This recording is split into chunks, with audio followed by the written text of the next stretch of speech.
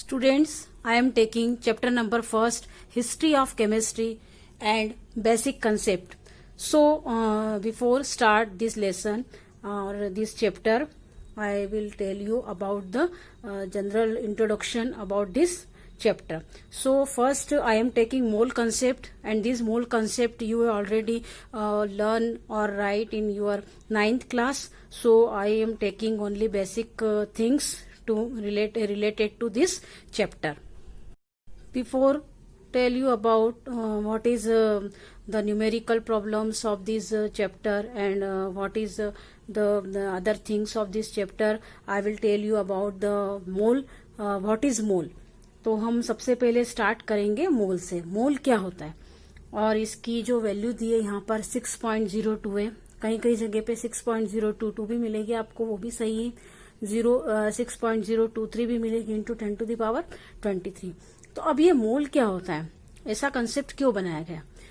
तो सबसे पहले हम एक एग्जांपल लेते हैं हमारे डेली लाइफ से. ओके, जैसे कि हम देखते हैं कि हमें सपोज 12 बनाना हमको लेना है. ओके, तो हम क्या करते हैं कि हम उससे फ्रूट सेलर को कहते हैं कि आई वांट 1 डजन. तो मतलब 12 बनाना के लिए हमने जो यूनिट यूज की है वो थी डजन, 1 डजन. यानी कि कहने का मतलब है कि हमने उसे 12 उसे पूरे न्यूमेरिकल में नहीं कहा कि 12 हमें बनाना चाहिए, हमने उसको कहा कि हमें 1 डजन चाहिए. तो 1 डजन से ऑटोमेटिक वो फ्रूट सेलर समझ जाएगा कि आपको कितने चाहिए, 12 बनाना चाहिए. इसी तरह से हमने देखा कि जो मैटर है वो एटम, मॉलिक्यूल, इन सबसे बना हुआ है.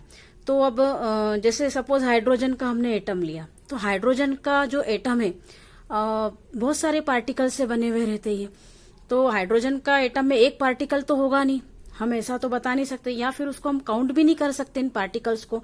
तो इस तरह से काउंट करने के लिए इस तरह का एक यूनिट बनाया गया है जिसमें कहा गया है कि अगर सपोज किसी भी एटम में या मॉलिक्यूल में 6.022 इंटू 10⁻23 पार्टिकल्स है, तो उसे हम किस में काउंट करेंगे, 1 मोल में.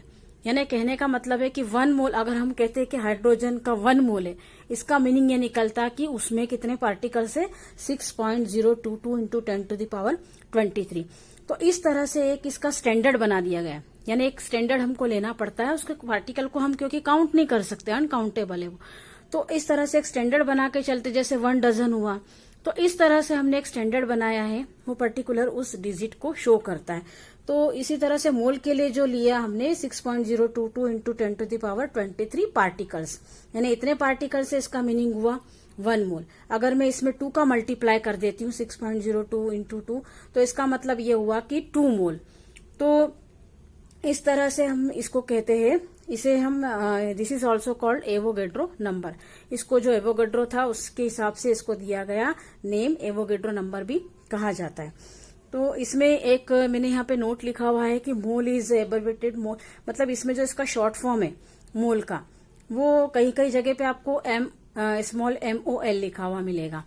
ये इस तरह से MOL लिखा हुआ मिलेगा.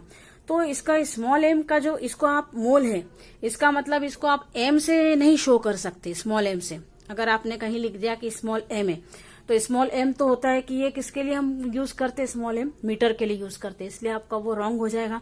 अगर कहीं पे ये यूनिट अगर आप इसको m से शो किया जाता है, कई बार बच्चे एग्जाम में आप लोग m से उसको शो कर देते, तो ये बताना बहुत जरूरी था, क्योंकि मोल के लिए आपको शॉर्ट फॉर्म में लिखना पड़ेगा. अगर आप मोल लिखते या तो कंप्लीट MOL ही लिखे या फिर स्मॉल MOL, इस तरह से इसको यूज करते. फिर हमने यहाँ पे भी एक नोट लिखा है, इट इज ए नंबर. ये एक तरह का नंबर है. इट इज नॉट ए मास, यानी इसको हम मास नहीं बता सकते. दिस इज नॉट ए मास, ये एक तरह का एक नंबर है. It does not have the unit of grams, यानी कि मास नहीं है, इसीलिए इसमें यूनिट जो है हम ग्राम की यूज नहीं कर सकते. उससे पहले कि हम लोग इसके न्यूमेरिकल ले, सबसे पहले आपको कैलकुलेट द मोलर मास, यानी आपको मोलर मास निकालना आना बहुत कंपलसरी है.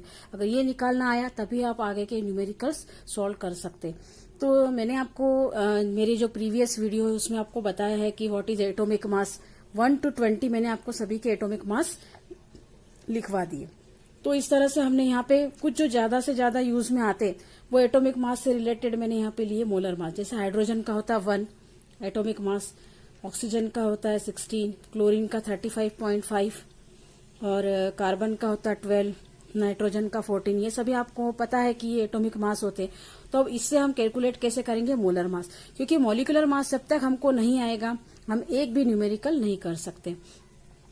तो सबसे पहले हम एग्जाम्पल से सीखते हैं। जैसे हाइड्रोजन है, हाइड्रोजन का हमको निकालना है मॉलिक्यूलर मास। तो हमें पता है यहाँ पर कितने हाइड्रोजन के हैं, 2।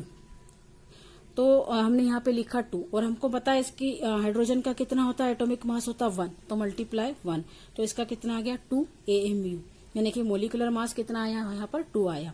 और AMU का मतलब होता है एटॉमिक मास यूनिट। फिर लिया हमने ऑक्सीजन का, ऑक्सीजन का हमको कैलकुलेट करना है। तो हमें पता है ऑक्सीजन का कितना होता है, 16 होता है, यहाँ पे लिखा हुआ 16। और यहाँ कितने ऑक्सीजन के कितने हैं, हमारे पास एटम 2 है, तो इसलिए यहाँ पे मल्टीप्लाई किया 2 का, तो इस तरह से 32 AMU आया। नेक्स्ट है Cl2 क्लोरीन, तो क्लोरीन का होता है 35.5 और हमारे पास 2 है, इसीलिए हमने 2 का मल्टीप्लाई किया, कितना आया हमारा 71। एक्चुअल में पॉइंट में आता है तो हम इसको अप्रोक्सीमेट 71 ही मान के ले लेते हैं कैलकुलेशन के लिए AMU। फिर है CO2 कार्बन डाइऑक्साइड, तो कार्बन डाइऑक्साइड के अंदर एक तो कार्बन है और दूसरा कौन सा हमारा एलिमेंट है, ऑक्सीजन, तो दोनों को हम प्लस करके लेंगे। कार्बन है, कार्बन का आपको पता है कितना होता है 12, यहाँ लिखा 12। दूसरा एलिमेंट कौन सा हमारा, ऑक्सीजन, तो ऑक्सीजन का हमें पता है कितना होता है 16 होता है, और ये कितनी बार है ऑक्सीजन 2 टाइम्स है, इसलिए इसको 2 से मल्टीप्लाई कर दिया। तो 12 प्लस 16 2 जा 32, इस तरह से 32 आया, और इन दोनों को प्लस करने से आया हमारा 44 AMU। नेक्स्ट है CH4 मीथेन, मीथेन भी 2 एलिमेंट से मिलके बना है, एक कार्बन और दूसरा हाइड्रोजन। तो कार्बन के हमारे पास 12 है, तो हमने 12 लिखा, फिर प्लस लिखा, क्योंकि सेकंड एलिमेंट के लिए हमेशा प्लस लिखा जाता है। हाइड्रोजन कितने टाइम्स है, 4 टाइम्स है, तो 4 टाइम्स लिख दिया, और एटॉमिक मास कितना होता है 1, 4 × 1 कर दिया। इस तरह से इनको प्लस किया, कितना आया 16 आया। नेक्स्ट है अमोनिया NH3, 2 एलिमेंट, एक तो नाइट्रोजन दूसरा हाइड्रोजन, तो नाइट्रोजन का हो गया हमारा 14 प्लस हाइड्रोजन को कितने टाइम्स है, 3 टाइम्स है, और हाइड्रोजन का कितना होता है एटॉमिक मास 1, तो 1 का मल्टीप्लाई किया, तो 14 प्लस 3 कितना हो गया 17 AMU। इसी तरह से C2H6 है, इसमें भी 2 एलिमेंट है, एक तो कार्बन दूसरा हाइड्रोजन। कार्बन कितने टाइम्स आया, 2 टाइम्स, तो 2 टाइम्स तो लिख दिया, और इसका कार्बन का क्या होता है 12 होता है, 12 × 2 हो गया 24। इसी तरह से हाइड्रोजन हो गया 6 टाइम्स, और हाइड्रोजन का एटॉमिक मास होता है 1, इस तरह से 6 × 1 कितना आया 6 आया।